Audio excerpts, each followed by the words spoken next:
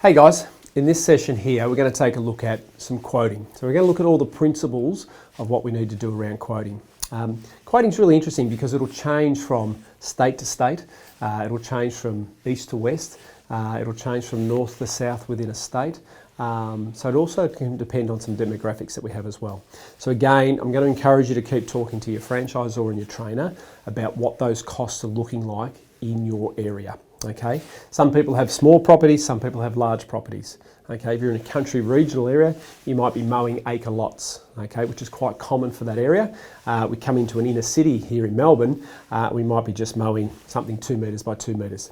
So once again, talk to your franchisor or talk to your trainer and get a really good understanding of what the pricing looks like within your area. Okay, one of the things I like to do first though is have a chat and a look at exactly what takes place in terms of the formula. Okay, so the very first thing you need to realise and work out is your hourly rate. Once again, we're not encouraging you to talk to your clients about your hourly rate because I think a lot of clients won't expect you to be earning that much money. They'll see that as quite expensive. So keep your hourly rate to yourself and just make sure that you understand what you're trying to do. Obviously, where we're going to sit that is probably between that $60 to $80 per hour mark. And again, it will depend on what machinery you're using as well. If you're using a ride-on, that rate may be $120 per hour. So again, have a think about what your rates are, about what you're applying to machines. You would have also remembered part of Ben Ward's session that talked about $1 a minute, $2 a minute, $3 a minute. So that's also a really good system that can be applied here. But to keep the actual formula nice and simple, let's work our way through it. So we need an hourly rate. The next thing we need to do is multiply that by time. Okay, so how long is the job going to take? Pretty tricky component. Why? Because when you're first starting out, what you think may take 1 hour may take 2. Vice versa, you might think it's going to take 2, but really it's only a 1 hour job. Okay, so it really depends on where your skills are and where that all sits when you're going forward. So in the early days, it can be quite tricky. Okay, so just got to be a little bit careful. And again, keep talking to your franchisor, go out with your trainer if you need to, and understand what that quoting sort of looks like. Okay, in a lot of terms, we probably don't quote against too many other people. So a lot of times we get gyms, people call gyms because they want the job done. So you're actually going to rock up and not have many quotes that you're actually competing against. I'm not saying it won't happen, because yes, some people will get more than one quote.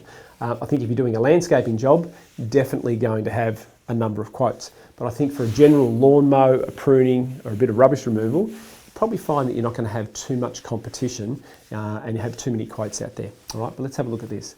So hourly rate times the time. The next thing we need to do is add in what expenses we have. Okay, now there's two parts to expenses and I'm going to put the other one in there, but your expenses will also be things like tip fees, fuel costs, any other costs that you might have to look at as well. I'm going to put up there plus materials. Now, materials are, yes, also a cost. Okay, so these two are the same thing. But what I'm trying to just separate a little bit is, let's say that you need to go and buy some plants or you need to go and buy some mulch or things like that. It certainly is quite different to just a general expense. Okay, so again, just separating those, but you can put them under the one umbrella at the same time.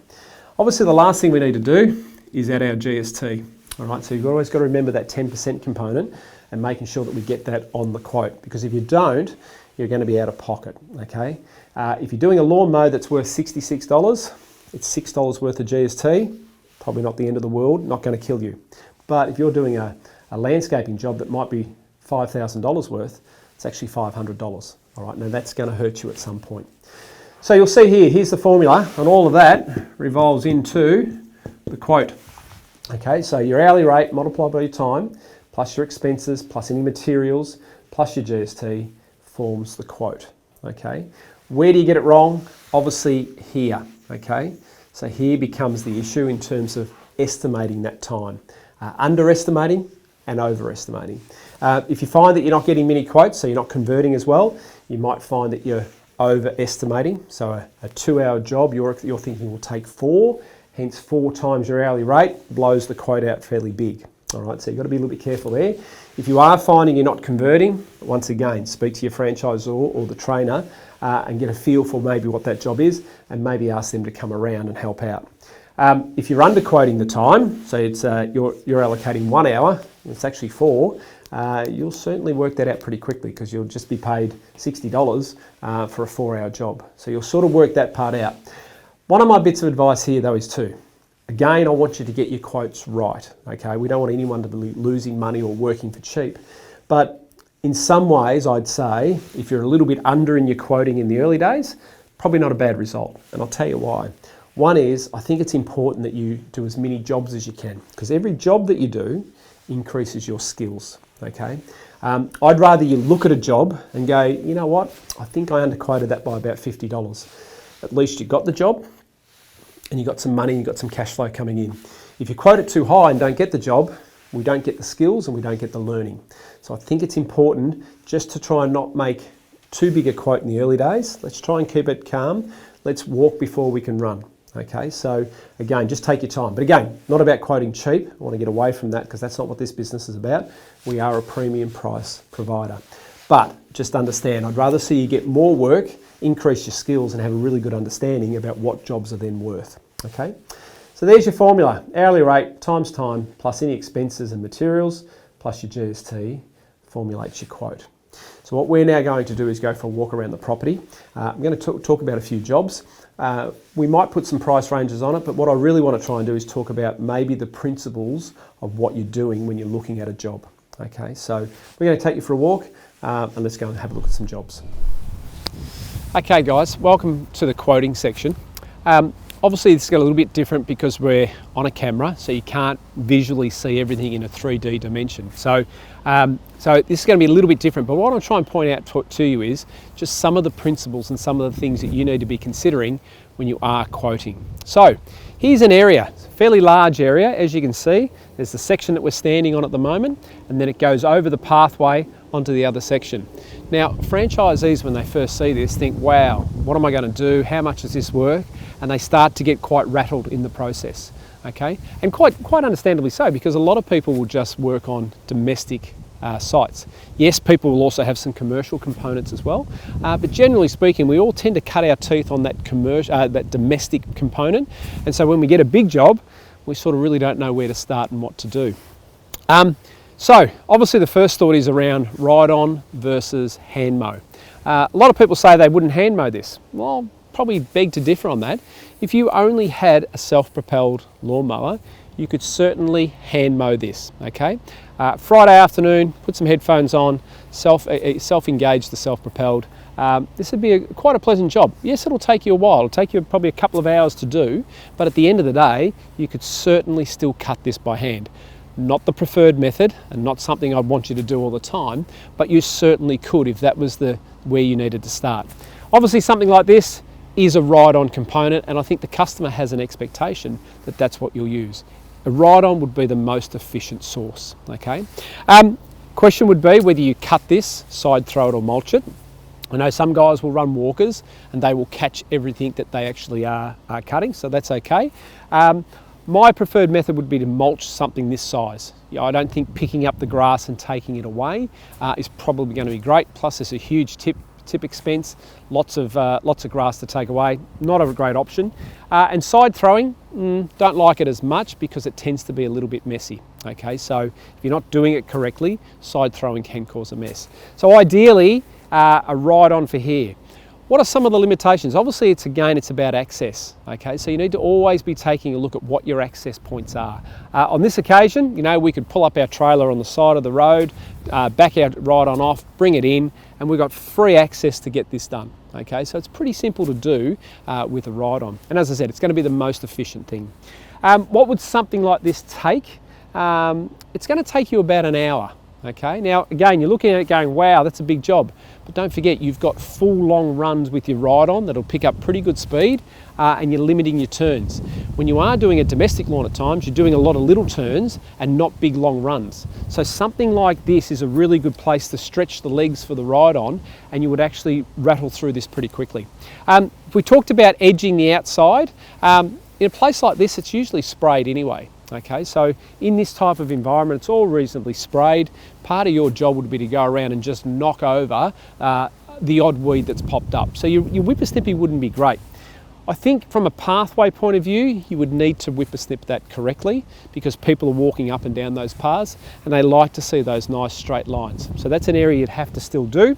But yeah, as for the rest, you're probably looking at a solid hour's work with the ride on, okay?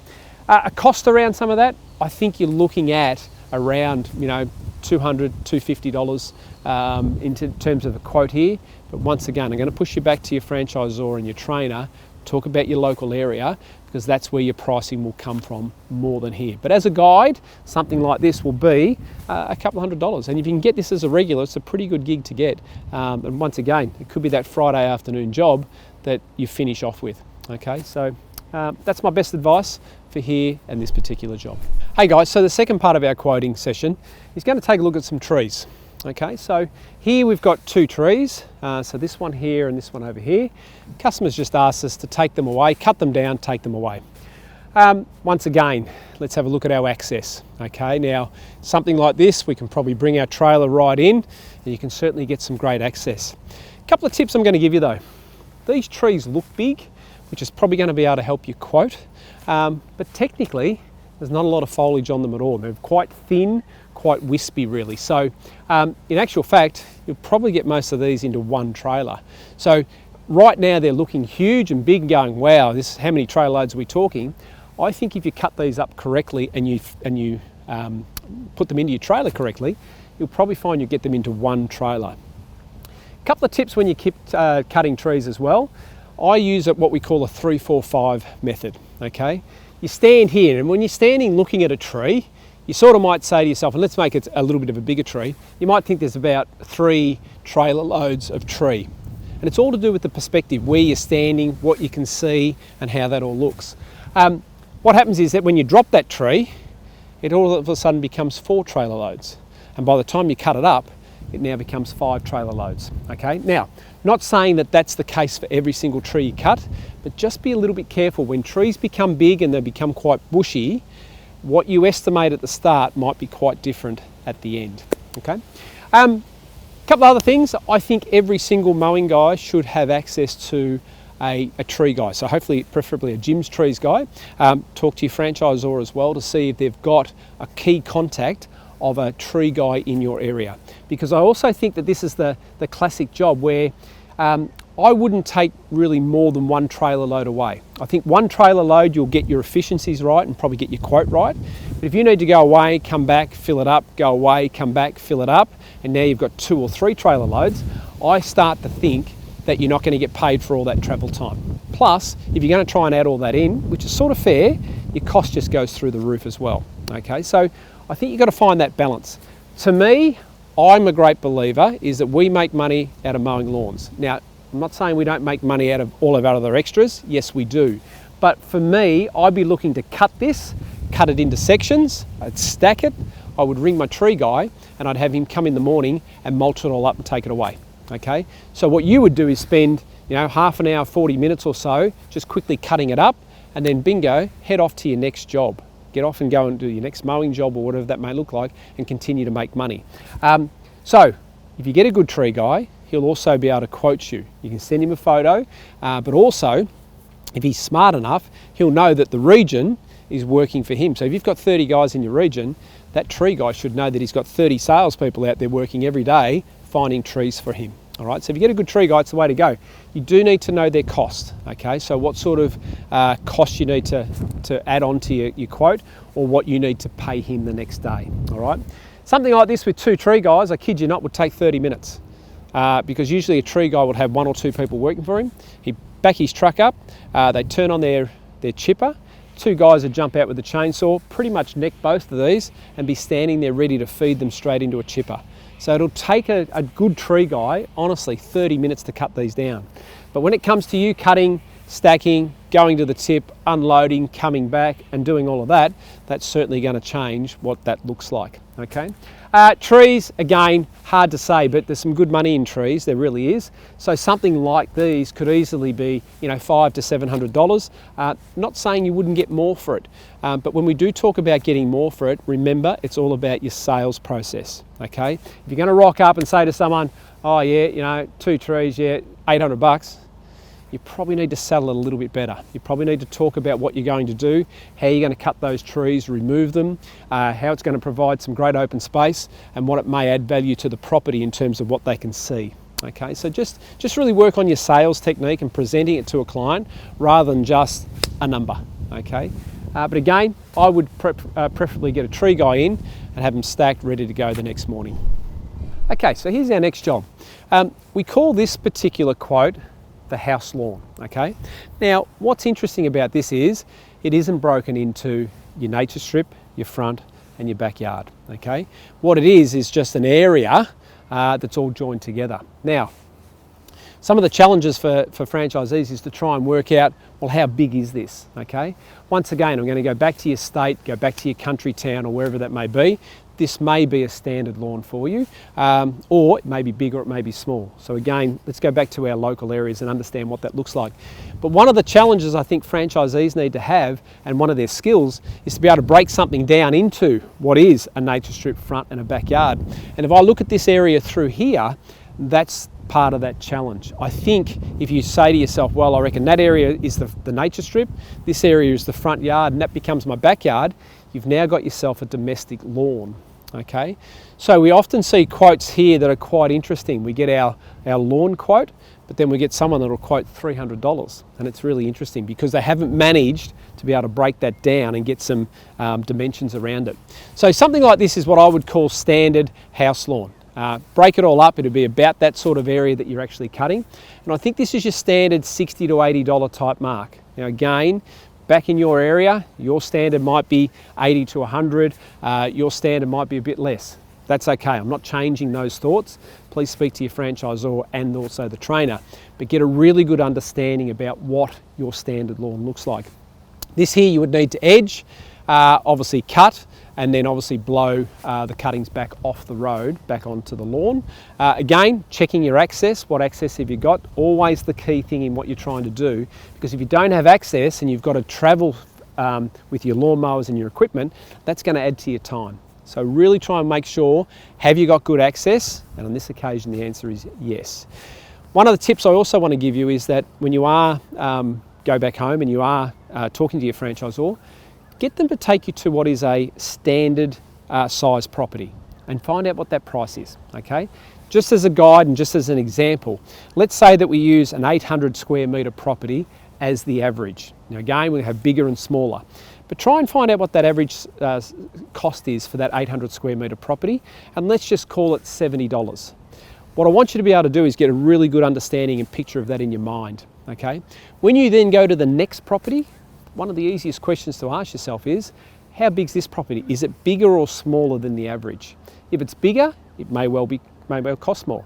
If it's smaller, it may well cost less. Although sometimes, even if it's smaller, you can still provide that standard price. All right, so just try and find yourself something that is a certain size and a certain average, and get that clearly in your mind, and then that way you can certainly apply that type of method to every single lawn in the early days. The other thing to be careful of is when you are doing lawns, and especially some backyards, lots of fruit trees, lots of garden beds, what that means is lots of whippersnipping. Okay, so that will also add a fair bit of time. So whilst you might look at a lawn and say, oh gee, there's not a lot of lawn here, but when they've got half a dozen fruit trees, a couple of garden beds, a veggie patch, and you've got to snip all around those, your time will really blow out quite drastically. So that job probably needs to be priced at the top end, not at the cheaper end. All right, so just be mindful of when you are trying to do some of those quotes. Done? Yeah, Ben, Hey guys. This next job that we're taking a look at in terms of quoting is a hedge. Now, there's some really good money in hedges, and it's something you want to make sure that you get yourself either a normal hedge trimmer or getting yourself a pole pruner, extension pole pruner. Extension pole pruner will do all of this pretty much from the ground, okay? And that's the sort of stuff you're trying to do just to make sure you're building safety into your systems as well. Now, this is a tricky one. Okay, you're going to see it on camera that it's actually tapered and it rolls around and follows a contour of a path. Not the sort of job you probably want to get first up. Ideally, what you'd like to get first up is a nice square or rectangular sort of hedge that you can just keep nice and flat nice ends, and then obviously a nice top. So this one becomes quite tricky because you've got to somehow work out your contours and keep it flowing with the path line. So it's important you have some good conversations with your client to make sure you understand what they're looking for. Okay, so tricky ones, talk to clients, get them involved in part of that process, and you'll find a lot of the times with your clients, you can probably tell them what they want to achieve at the end, and they'll go with you and follow that.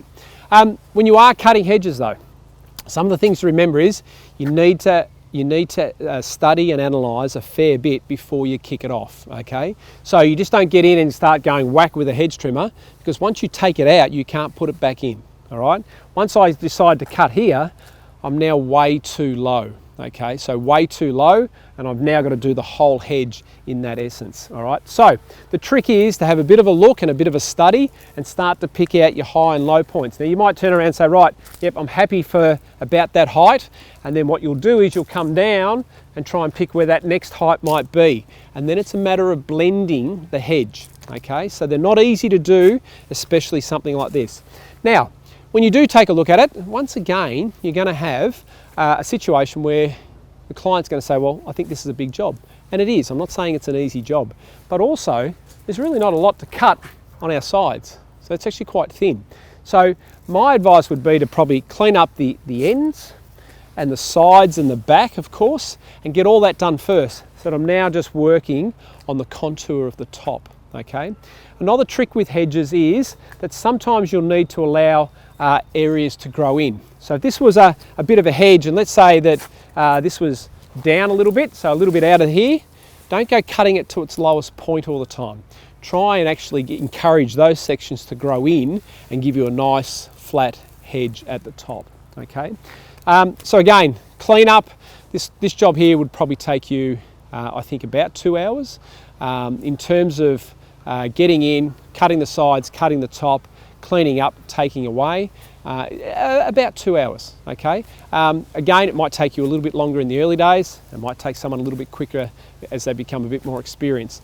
But as a bit of a price guide also, I think this one has a factor that you can apply some of your solid quoting techniques and then maybe apply that factor that sort of says degree of difficulty, okay? I'm a great believer in some jobs look big, so there will be a larger charge to them. So try and work out what your basic cost might be, and you might be able to actually increase that slightly.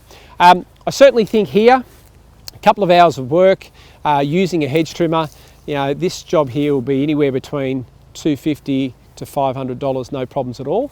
Once again, you'll even get more for this as well, all right? So part of my quoting session here is to be quite reserved in that sense. We're not trying to blow things out of the water, and we're not trying to say you're going to make millions of dollars overnight. That's not what our role is here at training. Our training is to try and just bring you along slowly and then let your own experiences say, you know what, I think I can increase my prices and get more money for these things as well. And we're going to support you 100%. Our training program and our quoting program is built on that first 1, 2 and 3 months of operation. Because what we know for you in terms of quoting is cash flow is important. No use quoting high and getting nothing. You're now sitting at home. A, your skills are not being increased, and B, you've got no cash flow. And guess what we do at the end of the month? We're going to send you a bill to make sure you pay fees. So we need to try and find the balance where you're earning some work, earning some money, learning from it, not underquoting. We don't want that underquoting too much, but trying to at least be able to say, right, I'm getting some work, and maybe I can also increase my prices along the way as well. So again, good size hedge, tricky one to start with because of the contour all the way down, but a pretty easy job. Not a lot of takeaway in this either because it's all pretty fine. This part of the hedge over here would probably be cut at about the 6 foot mark. Okay, so I'm about 6, so you're only cutting it to about here. So there's actually not a lot of takeaway. It's pretty light. Depending what other operations needed to be done at the property, you know what, you could also take a lot of that and just mulch it all back into some grass areas. All right, so I'm big on that recycling component, but again, I want to stress, if you are going to remulch or recycle, make sure you're doing a super job, okay? You can't make places look untidy and ugly. They need to be presented first class. Just a quick tip when you are cutting hedges, sort of some trees, pruning bushes and things like that, don't be afraid to put a tarp down first, okay? So in this case, we'd put a nice big tarp down, come along and cut that, and that would all then fall, the majority of it would fall onto a tarp. It's a really good time saver. Sometimes we get a little bit eager and want to keep cutting, and then we let it fall onto the ground. But if you just take your time, get yourself a really good sized tarp, you're able to keep moving that tarp along with the job. Tarps can be, quite big in some sense, but 2 or 3 metres long, so therefore you can cut 2 or 3 metres at a time, and it's falling straight onto the tarp. If you've got your trailer that's got good access, you pick that tarp up, throw it straight into your trailer. It's very simple and very easy. It saves a lot of extra work in terms of the cleanup. And as I said, if you can get 80% of the bush to fall onto the tarp, it's a pretty good result. And so again, this would be a great job to get, probably just not your first one. So our next job that we're going to take a look at quoting is gutters. Okay, so once again, it's a really good job to get for all your regular clients. So when you've got mowing clients, just picking up those little extras is fantastic to do, and gutters work out pretty well. Yep, sometimes gutters are going to be quite full, and as you can see, something like this gutter here is pretty full. All right, some of the things that you need to fully understand is the whole environment. Okay, so if you've got an area that's full of gum trees and whatever, your gutters are going to be constantly needed to clean. Okay, if you're in a brand new estate, you'll probably find there's no trees around, and therefore there's a lot of dust and dirt, which is just a bit of silt really. So again, it doesn't take too much to clean those gutters. But when you are in an environment out here that's in a bush setting, you're going to find gutters are going to really clog up quite quickly. And as you can see up there on the top of those gutters, there's also a lot of bark and twigs and trees that have fallen onto the top of the roof. There's a really good opportunity here to upsell. Okay, first one is obviously to clean the gutters, and obviously then the second part is cleaning the roof. But then the third part of the upsell is obviously to cut the trees back so they're clear of the gutters. Okay, you certainly won't avoid filling gutters up in an environment like this, but if you cut them back away from the house, it certainly works quite well for the client. The other thing to remember is too, it's a fire hazard. Okay, so talking to your clients about making their property safe. So coming into fire seasons when they've got to clear their properties and all that sort of stuff, it's probably a good upsell for you to talk about how you can protect and help make their property fairly safe. A couple of other things about gutters. Ideally, what you're looking for is to be able to get good access. So when a gutter is built, quite often there is a roof line that comes into that gutter. Now, you get a good builder, they'll build the roof line to here, which means you've now got really good access into the gutter. Unfortunately though, you'll find a lot of roof lines are built like this, which now means you can't really get access into the gutter, which means now you need some tools. It's going to take time. You've got to try and rough it up, clean it up and get it out. When you've got plants and trees growing out the gutters, really good for quoting, because people say, I'm a little bit embarrassed and look at my gutters, they're pretty dirty. But the fact is, when you've got a tree or a weed and that growing out of a gutter, what it's actually done is bound all the dirt together with its root system. So you tend to find you can pull it out pretty simple and easy, 2 metres at a time. So that's nice and easy, nice and simple. So quite often if I get up to quote a set of gutters, I'm actually looking at what my access is like. I don't really care that the gutters are full, I'm looking at what my access is like. If I can get my hand in there or a really good cleaning tool, then I'm pretty keen to get it done. If I can't because of that roof line, I know I'm going to lose a pair of gloves, going to wreck them, it's going to take time, and it's going to be quite frustrating. So you need to quote appropriately in that sense. In terms of the gutters also, you may from time to time come across rust. Now my advice is to take photos and talk to your client before you even start. The thing you've got to remember is that their gutters are probably working before you got there. Okay, sure, they might be clogged and bogged and a few things, but they're still working gutters. If you're going to go in and go shove with a machine or a tool that goes through the gutter and now puts a hole, their gutters are now going to be leaking, and they're going to come back to you and talk about, hey, I think you need to replace my gutters. So just be really careful. So take photos, go and talk to your clients. There might be some sections of your gutter that you don't do because it's too rusted and you don't want to damage it. So let's sign it off on a written quote and talk about the fact that I'm not doing it, or get permission that they're happy for you to do it, and if there is any damage, that they will repair it at their own cost. So just be really clear about getting that all done. The second thing to consider, and you're going to see in this set of gutters here, this side here, quite a good height. Put up a ladder.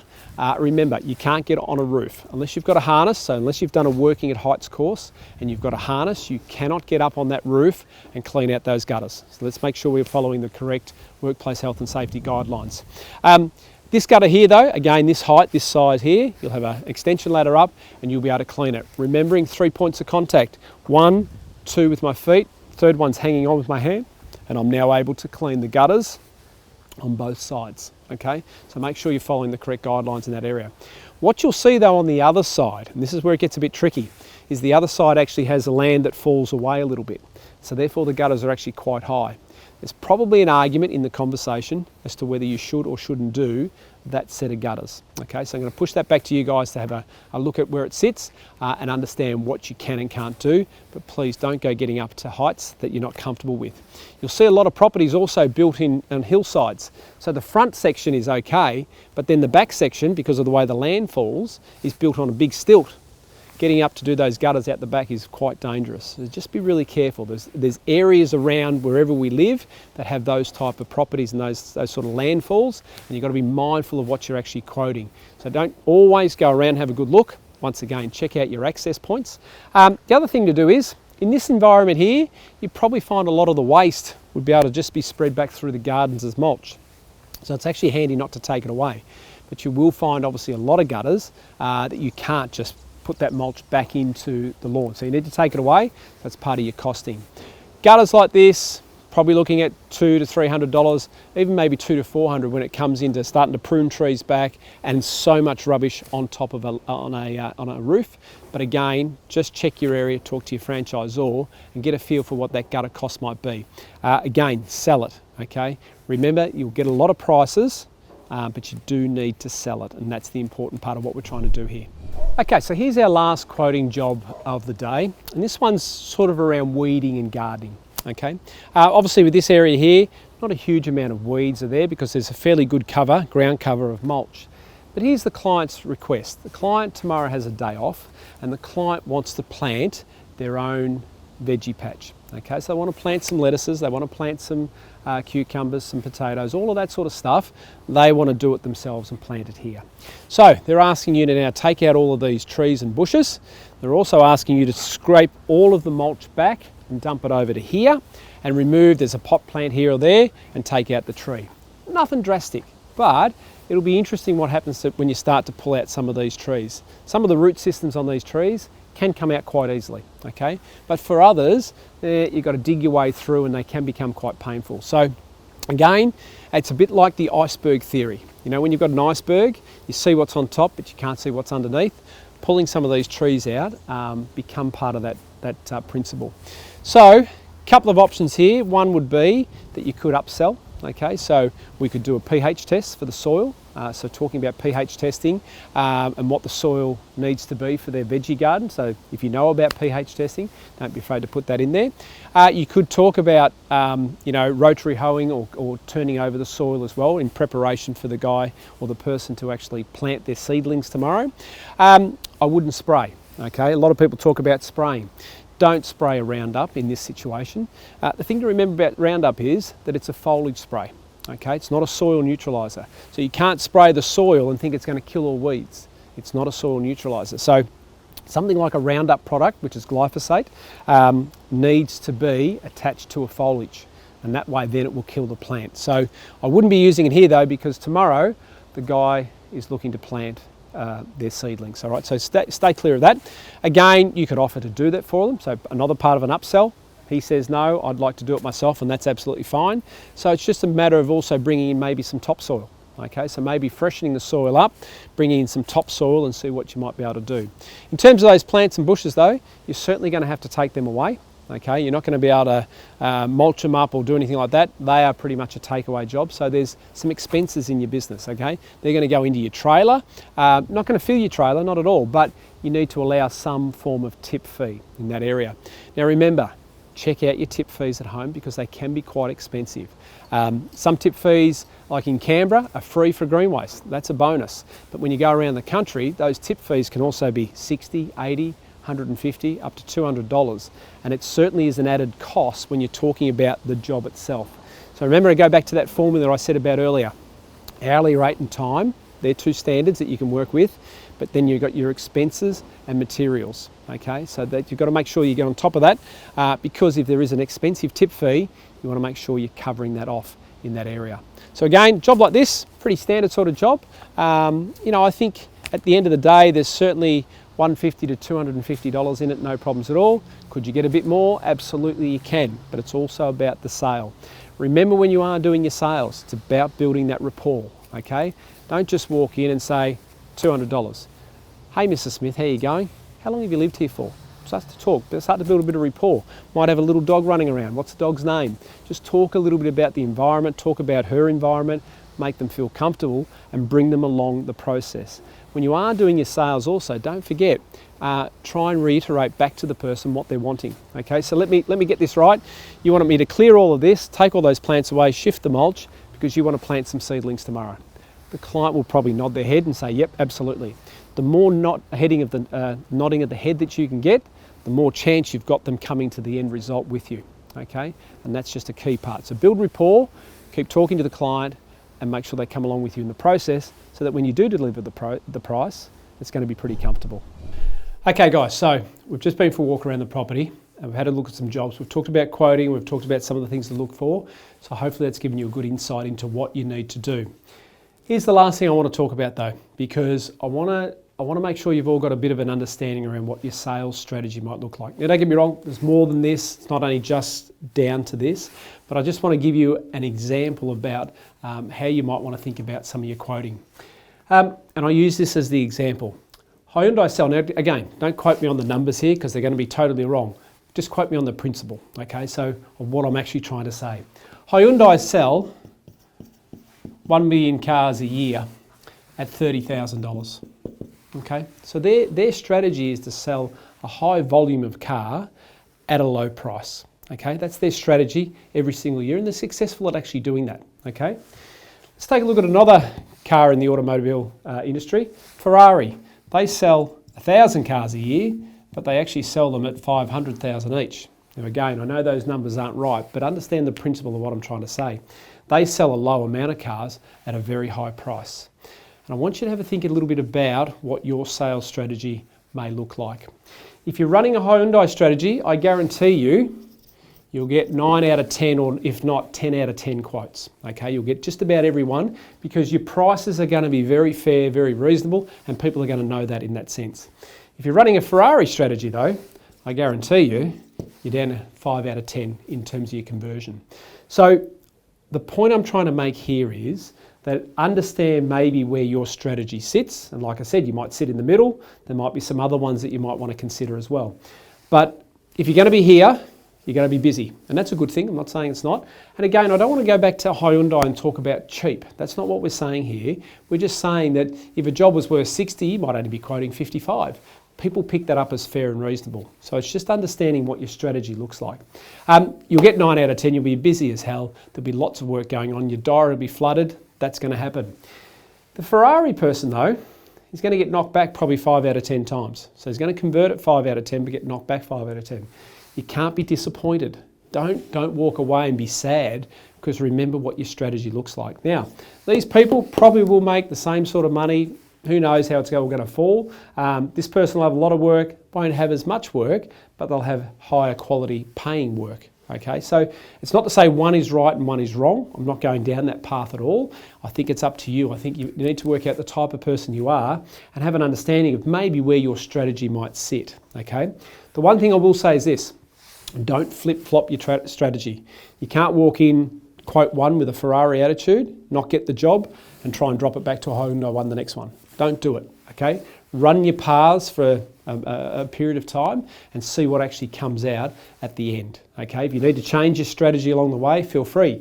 You know what? You might start here as a Hyundai and build up a lot of great work. So you get a lot of good cash flow happening, and then you might start to introduce the Ferrari strategy. Again, not telling you which way to go about these things, but just understand what strategy thinks about and what it looks at when you are doing it. The last thing I want to say just on quoting is don't worry about if you do underquote, okay? The key is not to be out of pocket expense, okay? So you don't want to charge someone $100 and then have to pay out $200 to dump the fee or buy stuff. That's a bad result. I'm talking about underquoting as you've quoted someone $300, halfway through it you've realised, geez, I'm a little bit under here, it should have been maybe $400 or $450. Don't let those things worry you. Not in the early days, because remember, you got to pick up the skills for doing the job. The key when you do underquote is to get the job done quickly, get it done efficiently, make sure it's a great job, put a smile on your face, provide great customer service, and make sure the client wants to refer you and actually use you again. Now you might say, am I going to have trouble with that price? Not at all. If you're a good, solid, open person, you can go back and have that conversation with the client and explain to them, well, you know what, the last time I did the job I actually severely underquoted it. A fair price still is at $400 or $450. So there's lots of things you can do, but don't let the small quote or the underquote actually drop your bundle. There's lots to be done out there, and good luck with your business. Beautiful. Nailed it.